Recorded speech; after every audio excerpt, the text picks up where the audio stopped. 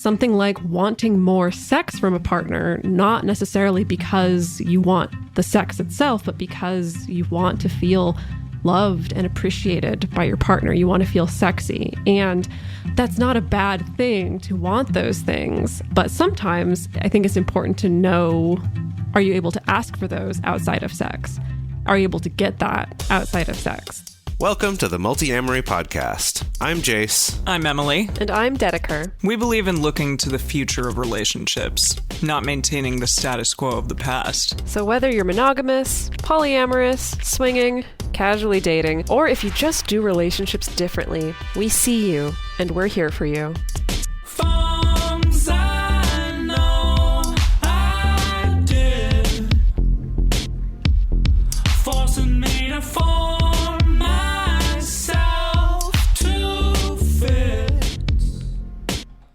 On this episode of the Multiamory podcast, we're talking about internal and external validation. We're looking at what does it really mean to validate someone or yourself? And we're going to talk about how both of those are important to healthy relationships and a healthy life, as well as some ways that you can work toward finding a better balance between the two in your own life. So to start out, what is validation? I mean, somebody's got to make the parking ticket joke, right? Oh, to validate your parking. Oh, validate your parking? Just validating your parking? You know, in planning this episode, that never once came to mind. And really? It's a real missed opportunity. I saw a sketch once where, a bunch of people were in line to get their parking validated. And of course, they walk up and they're like, oh, can you validate me? And the person is like, oh, yeah, you're so kind and you're so giving and all that stuff. That's adorable. That's great. So what I found when looking at the articles and research and things about internal and external validation, it became clear that everyone wasn't talking about the same thing, or at least not in the same way. And I didn't find anyone else who made this distinction specifically, but I started to identify that there were essentially three different types of validation that people were talking about in either their research or in, blogs by psychologists or coaches or therapists, who were trying to offer people advice on internal and external validation, that it's like each one would usually be talking about one, maybe two of these three areas. And that's kind of what they meant by it. So I thought it would be useful for this episode to split it up into three sections and to talk about each of those, both internal and external versions of them, and then kind of what an extreme of internal looks like or an extreme of external looks like within that context. And then throughout the episode, we'll kind of get this larger picture of the landscape of talking about validation. The first of these three meanings is self-worth. So this essentially boils down to how external feedback, as well as our own internal self-talk, can affect our self-esteem, our confidence, and our general sense of worthiness as a person. Right. And then the next one is related to that, but a little bit different, and that's about our self-image. So not just our overall worth as a person, but specifically what qualities we identify in ourselves. Am I a brave person? Am I a kind person? Stuff like that, based on feedback that we get from others, as well as from our own self-generated thoughts and things that we've decided about ourselves. So those questions of, am I generous? Am I smart? Am I chill? Am I responsible? Am I attractive? Chill. I ask myself that all the time. Jace asks me that question all the time. He's seeking both internal and external validation on whether or not he is chill. Like, am I a chill guy? Am I a chill, cool guy? Yeah, exactly. And so it's those sorts of things. So it's more about the image of who you are as a person, not just your value. And finally, the third thing here is self-compassion or self-understanding, which is the recognition of your own or another person's thoughts, feelings, sensations, and behaviors as understandable. Yeah. Understandable. Like relatable? Or like worthy of compassion? Yeah, essentially that I know that we try to avoid using the word crazy on this show, but it's that question of like, am I crazy for having these thoughts? Like, am I crazy for feeling this way or for doing what I did? It's that kind of question. So that kind of validation, and we'll talk about this more when we get into it more in depth. but validation of, yeah, your experience is a valid one. That the way you're feeling right now, that makes sense. And I can understand how a person would feel the way that you feel right now. So like validating those feelings as being understandable and acceptable, I guess. It's interesting to me that all of these are about self, and I guess that does make sense, but not that you are actively validating another, but rather that yourself is validated in these three separate ways. And also, all three of them can be influenced internally and externally. Externally, yeah. Right. Yeah, I guess that's true. With all of these, I mean, we do give these things to other people and we influence other people as their external validators in all three of these different ways, just for the purpose of keeping them uniform with each other. They're all focused on the experience of each of us as an individual, of how our self-worth or our self-image or our self kind of acceptance or understanding are influenced by these external and internal types of validation. That makes sense. Okay. So while all of these are interconnected, we tend to focus on different things when we're talking about them. So we're going to look at all three in turn. So let's start with self-worth. Yeah. So self-worth also could be called self-confidence or self-esteem. There's a professor named Elizabeth R. Thornton who reports that in her research, I don't know the details of this research, but what she wrote is that in her research, 55% of people reported that their self-worth was often, more often, or always tied to what others think. And that's a pretty high number and a high amount of importance we put on what other people think of us. But I'm also not surprised at all. I'm like, yeah, totally. I'm more surprised that it's so close to being 50-50. That feels actually pretty realistic to me. Okay. Yeah, that it's 50-50 like that. Mm-hmm. Yeah, so I guess let's talk about a little bit why that might be, why it might be a little bit higher or even 50-50, or why this realistic. Yeah, I guess comparison between like external and internal or tied to what others think, why that's happening. So when you're a kid, a little baby person, your entire existence depends on others, and rejection by could mean literal death for you. I think especially, in the wild, this happens to animals. Right. While this outcome doesn't happen to most people, there's an instinctual and evolutionary reason why others' opinion of us is important. So yeah, if somebody is going to leave you be for days at a time, then you could literally die if you were a small person. So you need them to love you and care for you in order to stay alive.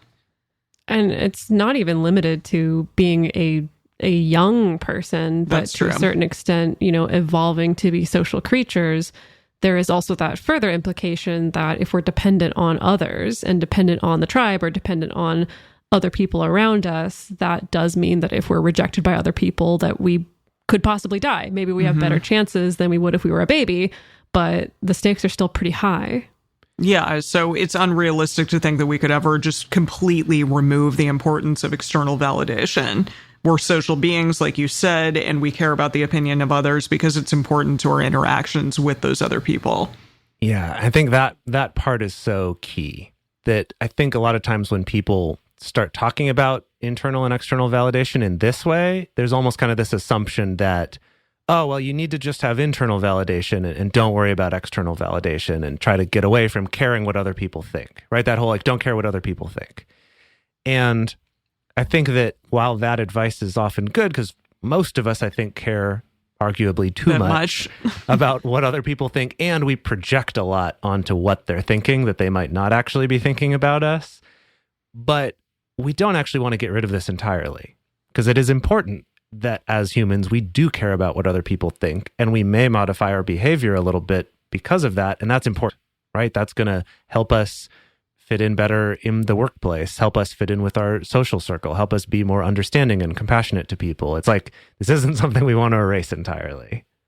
However, if completely left unexamined, then it can cause us to end up dependent on that external feedback. Essentially, we could end up being just blown around on the breeze of everybody else's opinions about us or offhanded comments about us, positive or negative, and also regardless of how accurate they actually are. And so to contrast that, having a sense of internal validation that influences your self-worth. It would be maintaining that I have a sense of worthiness as a person, even if I've had a negative interaction or some kind of falling out or some kind of disagreement with someone, or I've made a mistake, or at least it's having the ability to handle that emotional blow without just completely falling apart.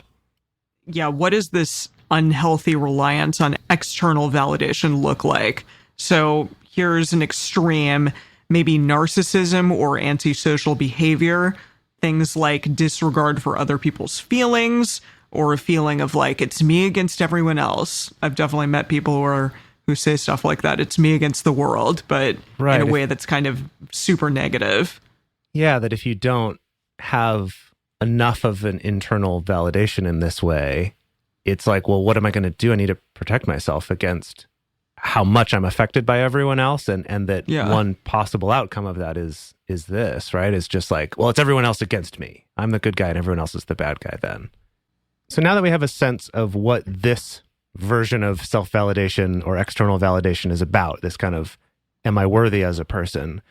We can look at what happens if, like Dedeker said, if you let that get out of hand, if you don't examine that, if you don't look at it, right? It is important to care what other people think, but if we care too much and don't have enough of an internal sense of worth, or have been just given too many signs that we're easily abandonable or not lovable or something like that, it can lead to some maladaptive behaviors as a defense mechanism for that.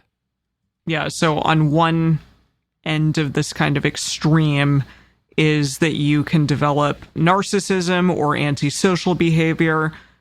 Essentially means a disregard for others' feelings, or a feeling of me against the world or against everyone else. The way to feel better about myself is to put other people down, just constantly doing that, or protect myself by lowering or dehumanizing others because we're worried about criticism that might be happening. Let's see. Also, these people might appear to have high self-esteem, but it's actually a result of a very low self-esteem and self-worth. Yeah, I feel like I'll be totally honest. I don't want to necessarily demonize anybody because I've fallen into these traps before myself, right? So I don't necessarily want to make it seem like, oh, it's just all these bad people. But I've also met some real jerks who seem to operate from this place, maybe seeming to exude a lot of confidence and a lot of high self-esteem. But the reality is that's a very fragile structure that requires really having to insulate yourself from any criticism, or if you get any criticism or any kind of negative interaction with somebody, really needing to attack that person or put them down in order to preserve your sense of self. Yeah, the types of people who never take a note, or, everything is somebody else's fault or somebody else's problem, rather than being able to say, okay, maybe I need to examine that or whatever. It's interesting because there are definitely some people out there who simply will not take criticism, or, choose not to believe it at all. And every problem is somebody else's problem. And I think kind of what we're getting at here, though, that we don't want to demonize these people, because even though like that behavior is very destructive and often hurtful to the people around, and that the point, though, is that it comes from trying to find some way to defend against how much that external validation does affect them. And unfortunately, instead of being able to find resources for themselves to find a little more resilience and self-validation and self-worth in that way, whether that's because of things from their childhood, or, whether it's something they can learn to think a little differently about. Like Dedeker said, you veered into that territory at points in your life.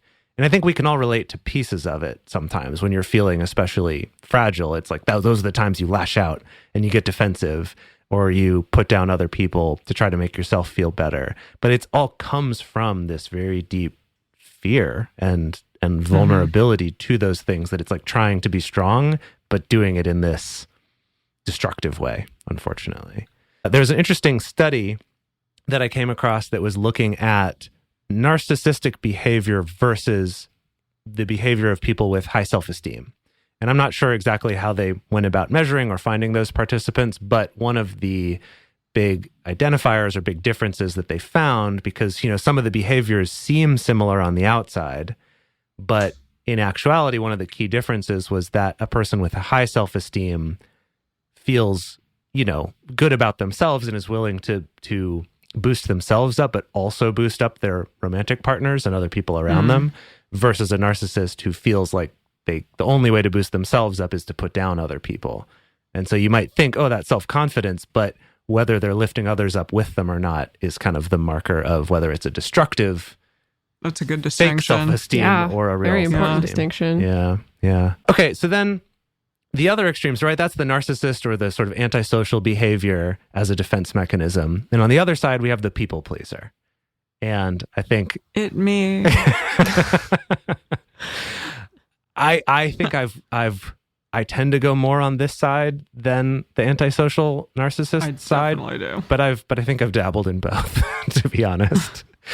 So this one is, again, that fear of abandonment or not being loved, over-reliance on that external validation. And so it leads to things like being afraid of expressing their true self.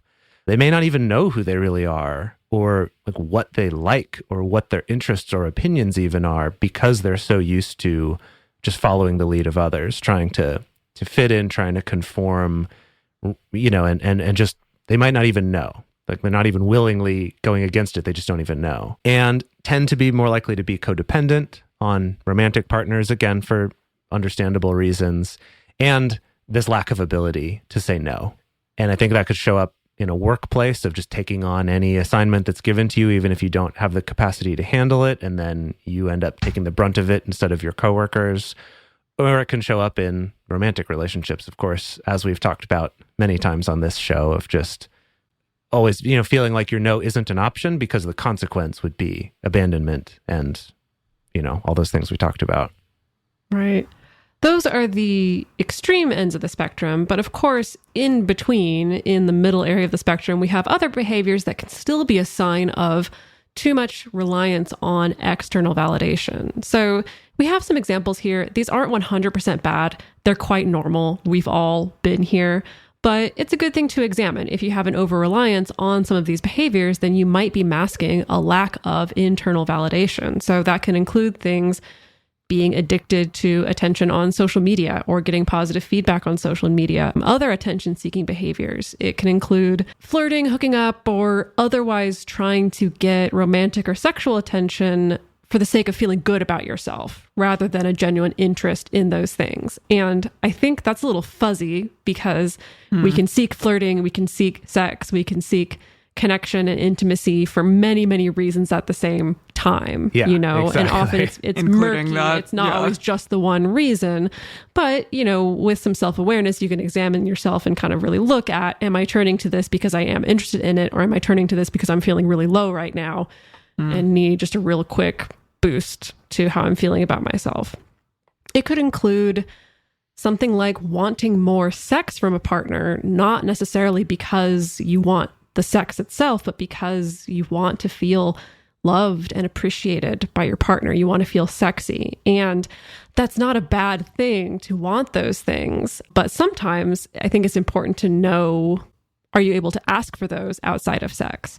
Are you able to get that outside of sex? This is something that is often very gendered, specifically with straight men are often really socialized to only be able to get like attention, love, affection, being seen as sexy or desirable through sex.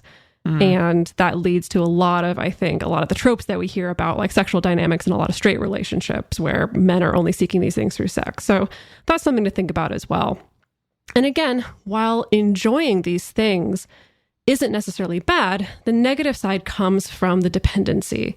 So if you notice a decrease in well-being when you aren't getting these sources of external validation, that's something to pay attention to. Or if you're finding that you keep needing more and more and more and more, almost like an addiction where it's not really scratching the itch, that's also something to pay attention to.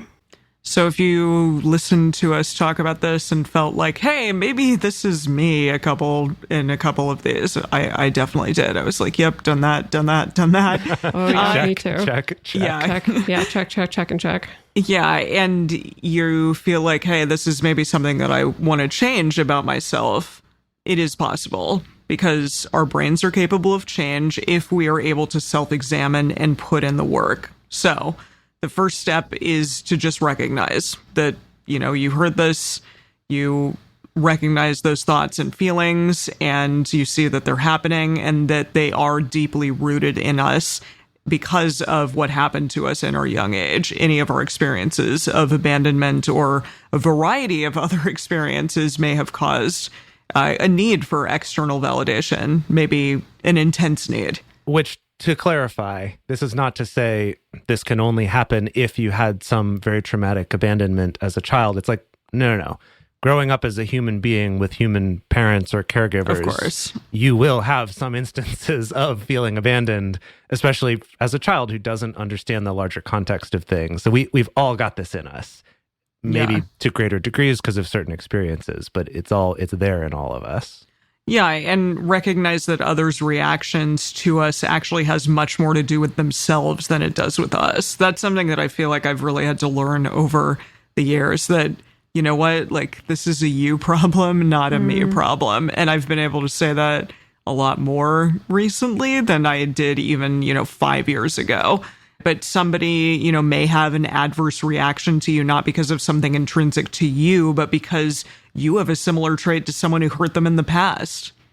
Or they might just be having a bad day, and the reaction to us has more to do with that than to anything that we said. I have to remind myself that at work a lot. Like, if somebody's kind of mean to me, I'm like, you know what? They're probably just having a rough day. I don't take it personally. One of the most valuable things that my therapist ever said to me was, sometimes you just end up on the receiving end of someone else's trauma. Yeah. And I think about that a lot. And I think about that both with like big T trauma and little t trauma, that it's like sometimes you just end up the recipient of maybe an inappropriate reaction, or a reaction that is appropriate, but also overblown and like way bigger or way higher octane than it needs to be. And that doesn't mean not taking any responsibility for your actions or your influence or things like that. But for me, that's been a really, really helpful reminder whenever I feel like someone is reacting to me or criticizing me in a way that I feel is unfair, to help put that in perspective. Yeah. Something that, speaking of advice that really stood out in our lives, something that my mom told me back when I was in high school, and I forget how we got on this subject, but it was something about feeling like people were unfriendly to me in the hallway, or like no one liked me or something like that. I guess nothing's changed. I was going to say, what's changed, I'm like, Jace? wait, that's like something you'd say now. Gosh, Jace. But I am better than I was back then. But what she said to me was basically to be the one to sort of make the first move in terms of just like smiling or saying hi or waving to someone, if it's someone that you know or whatever, because they're probably feeling the same way you are. And it was just kind of that getting me out of this very self-centered view of the world, of everything that everyone is doing is because of what they think about me, versus they're just in their own heads as much as I am. And just kind of, that was a pretty radical shift that I've, over the many years since then, I've tried to remind myself of when interacting with people. It's like, if I'm having a bad day and feeling hurt by things people do, who knows what kind of day they're having? Who knows how I'm affecting their day? It's just, it ripples out much bigger than just our own self-centered experience. So if you want to hear us talk a little bit more about stuff like this, then go back to our 2-part episode on shame, episodes 281 and 282, to hear about how to balance taking feedback in a constructive way with feeling unnecessary shame about yourself in the process. We talk a lot about that on that episode, on those 2 episodes.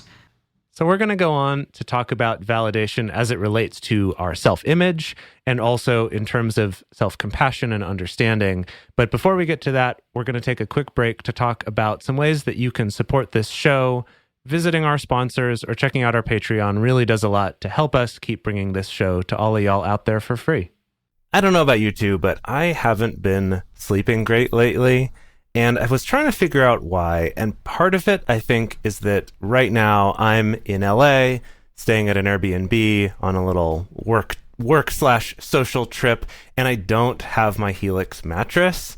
And gosh, do I miss it. It's just, you wouldn't think that a mattress would make that big a difference, but it actually makes sense. You're spending like a quarter to a third of your life on these things, and having a good one, boy, I really miss when I don't have it. Yeah, so everybody's unique. Everybody sleeps in a unique way, and Helix understands that. So they offer several different mattress models to choose from: soft, medium, firm, mattresses that are good for cooling if you tend to sleep hot, even a Helix Plus mattress for plus size sleepers. And the way that you can determine which one is right for you is they have a really cool quiz. So the quiz takes about 2 minutes to complete. When I took it, they ask you all kinds of questions like, what position do you tend to sleep in? Is there somebody else that you tend to sleep with? Because you can also put in your partner or partner's name to be able to determine, and based on what their sleep positions are.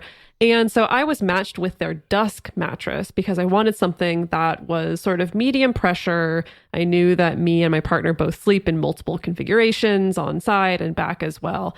And I will say that as soon as I slept on the Helix mattress, I immediately started feeling better in my body in the morning. And I found myself falling asleep faster and falling asleep in a better position more frequently. And I highly recommend it.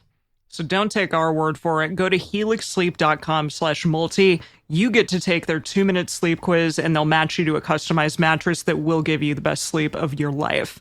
And they have a 10-year warranty. You get to try it out for 100 nights risk-free. They'll even pick it up for you if you don't love it, but we promise you will. So Helix is offering up to $200 off all mattress orders and 2 free pillows for our listeners at helixsleep.com/multi. That's helixsleep.com/multi for up to $200 off and 2 free pillows. Sometimes the difference between good sex and bad sex can come down to a number of things. It could be the quality of your communication. It could be how aroused you are or aren't. And it could also be the quality of your lube. In my experience, having a low quality lube can really be a bummer. So that's why we recommend our sponsor, Uberlube. Yeah, Uberlube is all of our favorites. It's luxurious, it's high-grade silicone lubricant made from body-friendly ingredients. It's just silicone with a little bit of vitamin E.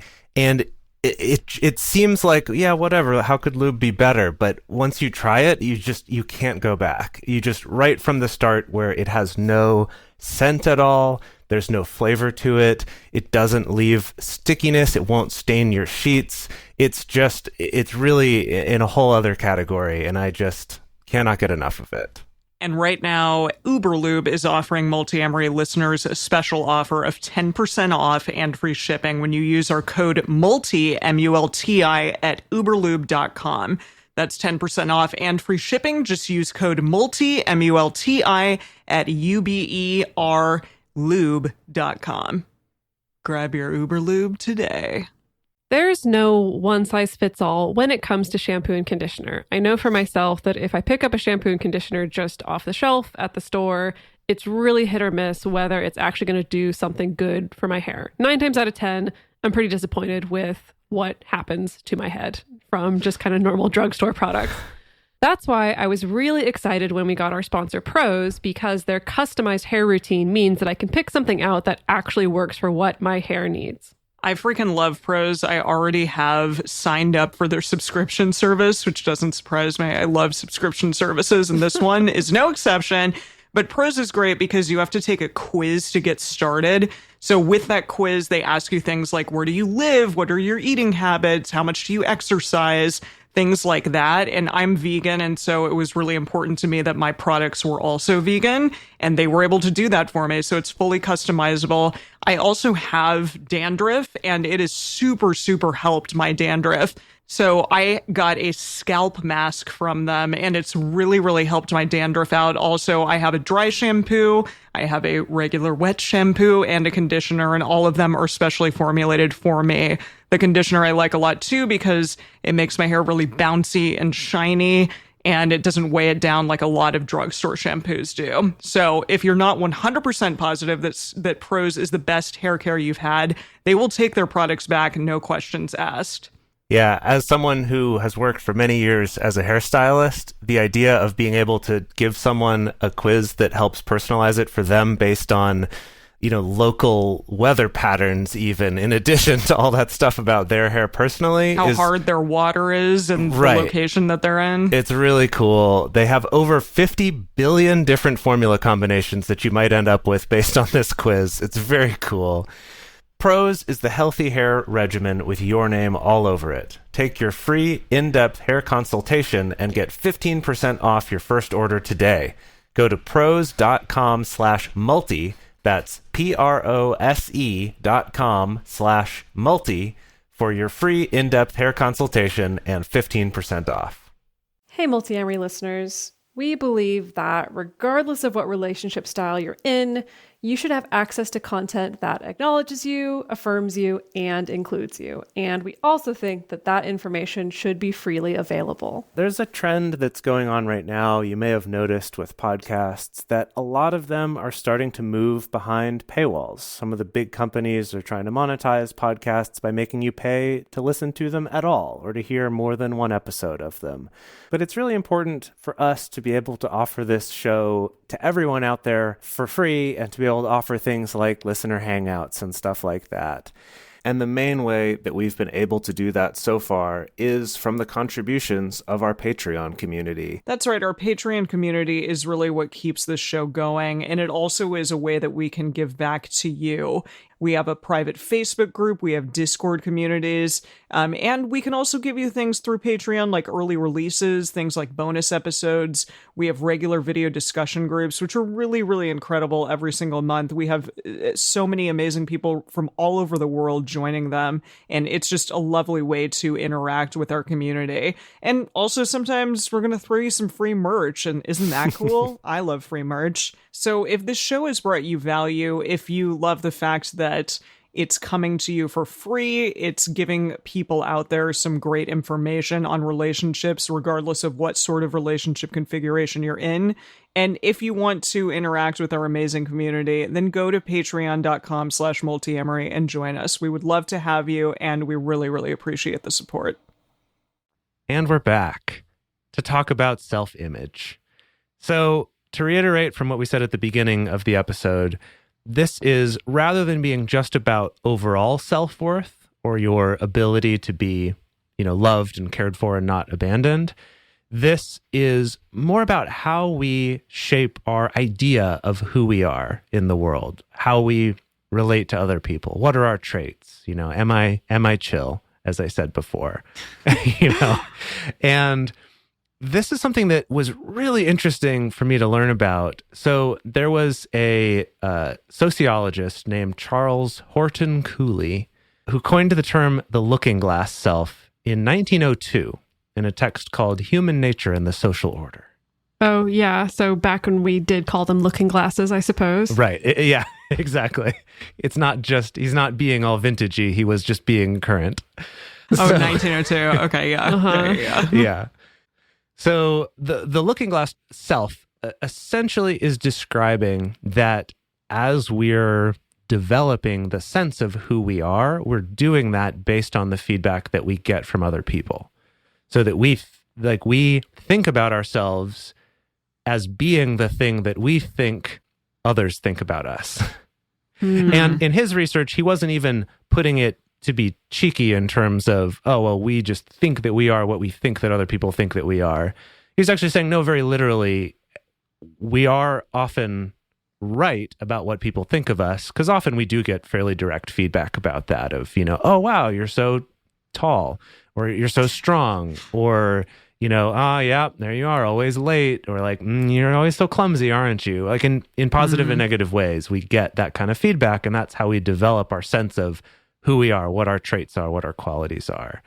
And that the impact that other people's opinions of us has is stronger the more, quote, ascendant over us they are, which basically means if they have higher status than us.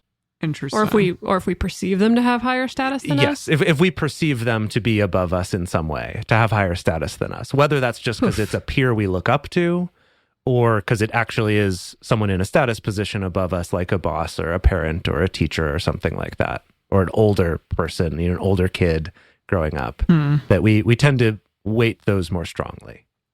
So the looking glass self comprises 3 main components. The first being that we imagine how we must appear to others in a social situation. The second being that we imagine and react to what we feel their judgment of that appearance must be. And then third, we develop our sense of self and then respond through these perceived judgments of others. So it's like a weird feedback loop that really doesn't require actually anybody else but yourself to populate, which is maybe the scary part of it. Yeah, interesting. So that was a while ago, way back in 1902. But since then, other researchers have continued to study and develop this theory of how we develop a self-identity. Now, I will say we are doing an episode on identity next week. Yeah. So we're going to do more about this and how one does develop self-identity. But in 1974 and 1975, King-To Young and John Levi Martin from the Rutgers University Department of Sociology did a study in 1974 and 1975 to try to find empirical evidence to further test this hypothesis. And essentially, they wanted to test if people see themselves based on how others perceive them, to see if that impact is more significant when coming from someone you perceive as higher status than yourself, and importantly, if it can go the other way. So can our own self-image affect the way others see us over time? I think abso-frickin-lutely. But I think, okay, yeah, this makes sense now because, in 1902, you could just be like, this is the case, and I'm going to write it down because I'm a man, and I'm going to write it in a book, and it's just true. And then, at least by the 70s, we're like, is that actually true? Let's apply some science. Yeah, pretty much. Well done. Pretty much. Yeah, so what they did for this study is they analyzed perceptions of social interactions in 56 naturally occurring communities and intentional communities, which in this case were communes, because this happened during the 70s. So there you go. Oh. Essentially, by what I'm assuming they mean by naturally occurring communities is just maybe peer groups that formed around some common interest or something like that, right? Something where they've just naturally come together. And then also looked at intentional communities, specifically carved themselves out as a community. The groups consisted primarily of young adults. The median age was 25. So definitely, young adults. And they collected data in 1974 and then again in 75 so that they could compare how things changed over that year. Over a year, yeah. And some of the communities disbanded during that year. I was going to say communes, of course. Yes, I can imagine, also like your D&D group falls apart or something and you're not all together anymore. It can happen. But they did still have enough data to compare those two. And so the size of the communities ranged from 5 to 40 individuals in each one, with 10 as the average size. And we had 56 of these. So we've got a pretty decent chunk of people. And what they did is they gave each member of a community a 3-part questionnaire. Part 1 asked them to name the members of their group that had specific personal qualities, such as being supportive, decisive, influential, loving, strong, sexy, dominant, et cetera, et cetera. Just identify who do you think of identifies, or who would you identify as having these traits? And then part 2, they were asked if they believed they themselves possessed these qualities. So like, which of these do you also possess? And then part 3 asked them questions about how they related to those people, essentially getting at do I view this person as being significant in my life? Are they more powerful than I am in this relationship? Or are we equals? Essentially trying to get to the heart of that question of them being ascendant over you. This feels like it would be a really weird and also fascinating exercise to do, thinking about some of my own communities that I'm a part of. Maybe a little uncomfortable at times. Yeah. I know. Or workplace, for example, like my work and like your work, Jace, where there's a lot of people. It'd be interesting. I would be fascinated to Yeah, to know what Yeah. people thought. So basically the important thing to take away from this is that because they did this in fixed size communities, they were able to sort of cross-reference that information. So they had information not only about what people thought the traits were they had, but also how many other people identified them as a person who had that trait. So it allowed them to see both how they saw others and then how much people's individual perceptions matched what other people thought of them. I see. Okay. So the primary findings of this study were that self-understanding is indeed, at least to some extent, an internalization of the views that others have of oneself. And they also found that self-conception, or perhaps as what we're calling self-image, that also does involve the internalization of the perspective of others. And yes, it is significant if it's from others who we see as being higher status than ourselves. So there was an interesting bit about gender here. Cooley originally hypothesized that women were more likely to concern themselves with others' perceptions of them. Okay. Young. It was 1902. 1902. No, this was Yeah. not What he this saw. Was, No, Cooley. Cooley. Yeah, Cooley was 1902. Yes. Then fine. Okay. Yes. Okay. I will give him a pass this time. You don't have to give him a pass. Let's just be aware of the context. Yes. So Young and Martin find that while the looking glass effect was higher in women of their sample, it is because of the relationship between status and gender. And this is a quote, "Hence it seems that the reason the looking glass effect is stronger among women than among men can be adequately explained simply by virtue of the lower status women have in these groups on average. If women are more concerned about social image than men on average, this may simply be because they are less powerful on average. The gender psychology imputed by Cooley need not be invoked." Fascinating. Yeah. So they were basically like, let's just not make that one about gender. We've mathematically sort of zeroed that one out here. Huh. But yeah, I wonder, so in these intentional communities, the idea that the women have less status than men, I mean, yeah, whenever I think about being a man, I'm like, I don't know if I'd want to, but I wouldn't mind the power that being a man gives men. Yeah. Well, that's the thing. I mean, I don't know how they're necessarily codifying status in this study, but it's just based on Jace? people's answers to those questions of, do I perceive this person to have more power than me in this relationship? Interesting. So it's all just based on people's self-reported relative to each other. So they're saying that all these men have a lot of status and they're self-reporting. Are perceived to have more status. Right. But I mean, that's fine. I don't think anyone would argue that in 1902 or 1975 or 2021 that women are perceived to have less power and less status than men are, and often it is true. Yeah, yes, on average. Right. For sure. So this last part is the really cool finding that added to Cooley's work, that this is not something that he had, I guess, been able to look at or really study. And that's the question of, is it possible to not just have our own perception of ourselves influenced by others, but can our own perception influence the way other people think about us? And so this is what's cool about them doing this same thing 2 years in a row, that essentially they were able to look at, is there a trait that someone thinks about themselves that other people did not identify with them, that then by the next year, other people did identify that trait with them? And they found that the effect of someone's belief about themselves on other people's responses the following year was positive for every one of the 24 characteristics that they studied, and especially significant in 16 of those. So essentially saying it's very unlikely that there's not a relation there, right? That it does seem to be a causation. That essentially the idea is, if I think of myself as being, say, reliable or brave, and other people don't identify me as that, but then I believe that about myself, and so I continually demonstrate it, that then eventually others will start to have that opinion of me. Oh, fascinating. And they showed empirically that there is evidence that that does happen. okay. So are you saying I need to start thinking of myself as more chill, and then acting more chill, and then people will think that I'm chill? Because Do you no not one's think ever you're thought that I chill? was chill, and I've never thought that I was chill. But that's a trait that I would like to invite more into my life and how I move through the world. And so is that the key? Does it all start with me? The power comes inside of you. It was inside of you all along. The chill was inside me all along.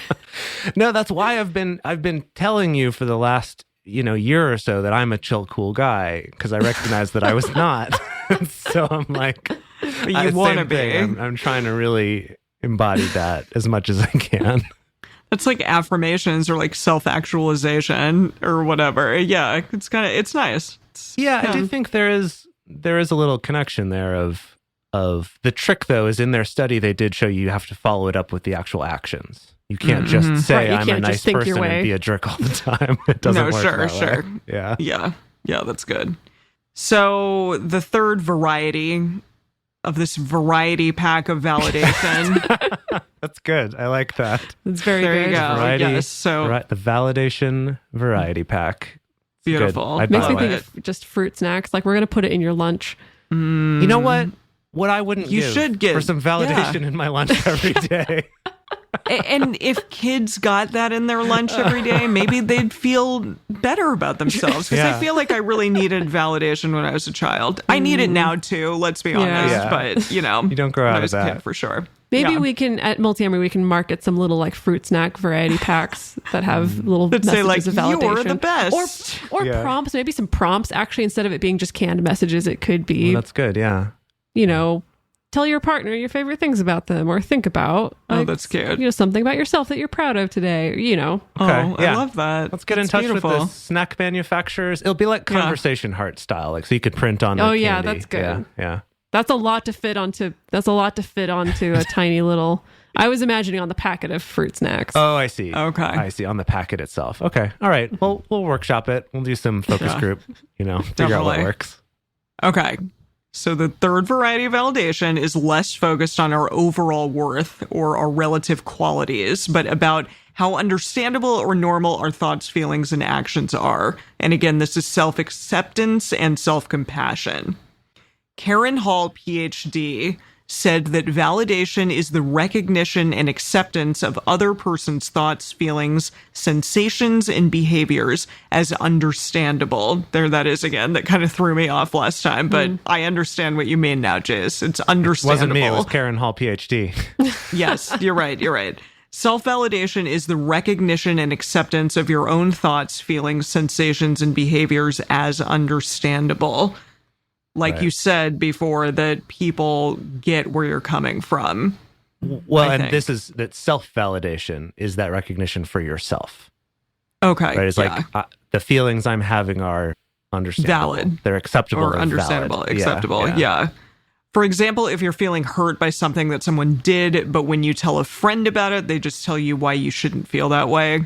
We talked about this a bit with toxic positivity, but if they try to explain it away, it can feel really invalidating. Like our emotions or reactions just don't make sense, or maybe something's wrong with me, stuff like that. So that can be an example of not having self-compassion or self-acceptance because somebody else isn't validating your experience in that moment. And I think we've all been on the giving and receiving end of that, times where we felt really invalidated by a friend or a family member or a partner, and also times where we have done the same to a friend or a family member or a partner. The way that I tend to see this playing out with clients, because I'm very, very big on helping to coach my couples, especially for validating each other's feelings when they're opening up, the way that I often see this go awry is, one person opens up about their feelings of vulnerability or fear or what they're worried about, and the other person responds to it with what they think is reassurance of, oh, it'll be okay. Oh, no, you don't have to feel that way because X, Y, and Z. Toxic positivity. Or maybe trying to fix it, be like, oh, okay, well, we can do this and that'll fix it. And again, both things may be true. Both sides may be trying to be helpful, but it can end up being really invalidating. So it's a really tricky thing. It's a really tricky balance. And I think we can do that to ourselves as well. We can try to logic ourselves out of our feelings and really invalidate ourselves. And the thing is that, a fear of being alone, it's so deeply rooted in us as human beings. And if we feel like nobody understands our thoughts or our feelings, or, to give a callback again, we feel like we are crazy for feeling the way that we feel, it can make us experience that really deep primal fear, even when we aren't actually truly alone. And there isn't actually a risk that we're going to be abandoned or that we're going to die from neglect or things like that. And in this area, it is possible to generate skills for better self-compassion and understanding. And also, as a bonus, it's essentially the same skills that you can apply to your interactions with others. You can help your partner, your friends, the people close to you get that much needed validation. And that's likely going to increase the trust and intimacy between the two of you, which is going to lead to healthy relationships all around. Okay. So step 1 is to be present. And basically what this means is just start by recognizing your own feelings, acknowledging them, or the feelings of someone else, if you're giving this to someone else, is just accepting that they're real. Even if you don't think those perceptions are accurate or that their reaction is justified or true, but that the feelings are real. Same for yourself. It's like, even I'm like, I don't think I should be feeling this way, but start by accepting, but I do. And that's real. And that's something that I can acknowledge and accept, that feeling is real, regardless of why I might feel that way. Because attempting to deny the emotion or just tell someone else that they shouldn't feel that way, or that, oh, no, you don't feel that way, you actually feel this other thing, that doesn't do anything to help us get over it. And it's like Dedeker said, it comes from this place of wanting to reassure, but it's not, actually. It's not as helpful. And the same with ourselves. If we just try to deny ourselves from feeling these things, we're not helping ourselves get past it, actually. It's counterproductive to what we're trying to do. So number 2 is just the facts, ma'am. So ask yourself what exactly happened in the situation that you were in. So not just like your guesses about what other people intended, or trying to figure out motivation or stuff like that, just the facts of what exactly occurred. And then ask yourself, what are you feeling physically and emotionally? For example, instead of Jake's over being friends with me, whatever, which is why he canceled on our lunch, something like that. Like, essentially putting a reason behind what occurred, saying like, this person doesn't want to be friends with me anymore, so they canceled on our lunch, and that's why that happened. But rather say to yourself, I started feeling upset and a little angry today when Jake canceled on our lunch. And I'm also feeling like my stomach is in knots, so maybe there's some fear or shame there too. So you're literally just speaking about yourself and the feelings and the facts of what occurred, and not placing any external, this is what occurred, onto somebody else, because they hate me now and they don't want to be friends with me. I had a counselor years ago who this came up a lot for me, this type of thing. And you still say like, everybody hates me. Does everyone hate us? I still struggle with this. Yeah. But the thing that she would say to me whenever I would bring up something like that, it'd be like, oh, I did a show last weekend. I performed at this bar with my band, and just like, I feel like everyone just really hated me and just like couldn't wait for me to get off stage. And her response was almost always the same, was basically a variation on the same. She's like, how do you know that? Did someone tell you that? Did all the people tell you that? Kind of getting to like, what actually happened? How do you know that? And just kind of asking that question of like, what do you actually know? What did you perceive? What were the feelings that you had when that happened? And acknowledging those and realizing they're real, while not invalidating that, but still just being like, okay, well, let's try to understand what really happened. What are the objective facts that we can identify, including how you're feeling about it physically too. Yeah. Yes. And that leads to step 3, which is doing your best to name the feelings. And this can be tricky, but there is research that we pulled for a different episode. I didn't have time to pull it for this one right in this moment. That does say that, people who are better at being able to name their feelings generally have I think it's like a better sense of well-being, better like emotional intelligence, that like this is a skill that we can cultivate, and having feelings is a great time to practice it. So you can ask yourself questions like, what might someone else feel in this situation? Am I feeling anger? Is it fear? Is it sadness? And then you can ask yourself, what kind of action is this feeling compelling me to take? That may give you some clues. So it could be I want to cry. I want to run away. I want to punch something. I want to crawl under my desk and, bury myself alive so that no one will see how shameful I am. That can also really give a lot of clues about what's actually going on in your feelings. I struggle so much with identifying my feelings sometimes. I feel like some I got on lock, but sometimes I'm like, I feel something. I don't know if I'm sad or if I'm scared or if I'm excited. Like I can't quite tell which it is. This also came up in some of the articles out there talking about this, which is just this idea that many of us have certain emotions that we confuse for each other, or that we're not good at telling the difference between. And so this is sort of an exercise to practice that. Like I'm not good at telling the difference between fear and excitement, for example, or not good at telling the difference between sadness and anger, perhaps, or, it's like could look a lot of different ways, and learning to become clearer on it, like Dedeker was saying, getting better at naming those things can help you handle them in a better way and have just better overall well-being. And then step 4, once we've done this, we've accepted the feelings as they are, we've tried to get to just the facts of what happened and physically how we're feeling, and then trying to name it. The 4th one is compassion and normalizing. And that's basically that everyone has emotions and that we don't always understand them. We don't always want them, but it's perfectly normal to feel that way. And that no one's happy all the time. No one's motivated all the time. No one's energetic all the time. That's just, if we were happy all the time, it wouldn't be happy. It would just be, we wouldn't have a word for it, right? Like we have a word for happy because there is the contrast to it. There's other things to feel besides that. So don't beat yourself up over it. Like, yeah, you're not always going to feel good, and that's normal. Also, to accept that other people in your situation would probably feel similar to how you feel, and acknowledge that an impact your history might have on these feelings, and that's also not a bad thing. So again, it's like, okay, I know I'm overreacting to this, or I think maybe I'm overreacting because I have some history that this brought up, I have some baggage, or this hit some trigger of mine. That doesn't mean your feeling's not valid.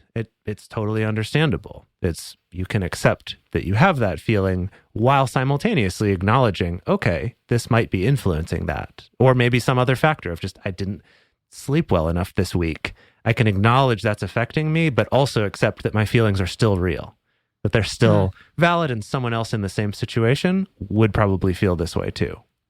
Now, if these feelings sort of caused you to maybe fly off the handle in a moment, or have a moment of weakness, or get a little too intense, none of what we just talked about necessarily means that you have to agree with or justify the actions that you took or want to take, or that you're justifying the actions of somebody else if they did that in turn to you. But we're just talking about simply feeling and validating what happened, and those feelings, validating that experience and validating what you were feeling in that moment. Right. So you can offer validation for the feelings without agreeing with them or saying like, yeah, you're right to feel that. Like, Sure. Again, if you're giving this validation to someone there else is too, a difference there. There's a difference between saying, yeah, your feelings are right, you should have punched that person. Instead, it's like, I can totally understand how, from what you've upset told you me, were in the moment, given your history, like I could totally understand feeling that way. Also, you shouldn't have done that. And also, maybe I'm even going to hold you accountable for that, especially if, if it's something you did to me or maybe to someone else when I was there. It's like, I could still hold you accountable while still validating that you had those feelings, and not saying like you're broken for having those feelings, because that's not going to help the person change that behavior. And it's not going to help yourself if you're the one who messed up too. Yeah, it is challenging kind of parsing out like the feelings versus the action taken, because one can be valid and okay while the other is not necessarily. So yeah, just kind of distinguishing between those two. And I think that makes a person a really big person if they're able to say like, hey, I understand where you were, this place that you were in the moment, versus saying like, yeah, I understand what you hit that person or freaked out in that moment. And pro tip, if you're trying to validate a partner's feelings, get information from them about what they're feeling. It doesn't work. Don't try to tell them what they Don't were try to feeling. tell them, oh yeah, I can totally understand why you would like totally freak out and get so pissed off and like fly off the handle if that's, yeah, it's totally normal to feel that. No. You can ask these questions too. You can be curious about the thoughts that came up for them, what they're feeling physically and emotionally. You can bring that compassionate curiosity and then validate the feelings that they say they were feeling. Yeah. Actually, in the article, there are a few different articles that these steps were based off of, but in some of those, some of the advice was actually to, if you're trying to validate someone else, to guess what they might be feeling and try to validate that. And I was like, no, we've read a lot of other studies saying that that's not a helpful thing to do and that we're really bad at it as humans. So I was like, no, bad. But I did validate their feelings. I can understand why you might think that that's the right thing to do. Well done. Anyway, this has been a fun ride through the world of the validation variety pack. A fun journey through the looking glass, eating a variety pack of snacks along the way. Yum. Yeah. Now I'm hungry. Well, hopefully feeling all right about ourselves. So just as a quick recap, all of these are referred to as validation, right? As external validation or internal validation.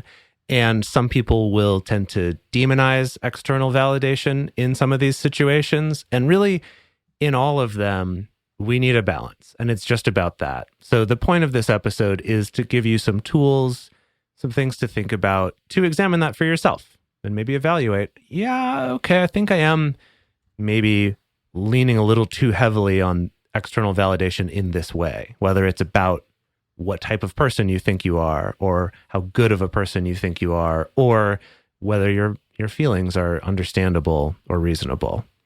So thank you all for joining us. In our bonus episode, we're going to be looking specifically at a researcher who looks at social media and external validation, which of course we've talked about a little bit, but we're going to talk about that a little bit more, see what sorts of things that she found. So we would love to hear from you. On our Instagram, we're posting our question, when do you feel validated? The best place to share your thoughts with other listeners is also on this episode's discussion thread in our private Facebook group or Discord chat. You can get access to these groups and join our exclusive community by going to patreon.com/multiamory. In addition, you can share with us publicly on Twitter, Facebook, or Instagram. Multiamory is created and produced by Emily Matlack, Dedeker Winston, and me, Jace Lindgren. Our episodes are edited by Mauricio Balvanera. Our social media wizard is Will McMillan. Our production assistants are Rachel Shenowork and Carson Collins. Research for this episode was done by Dr. Kiana Nurse. Our theme song is Forms I Know I Did by Josh and Anand from the Fractal Cave EP. The full transcript is available on this episode's page on multiamory.com.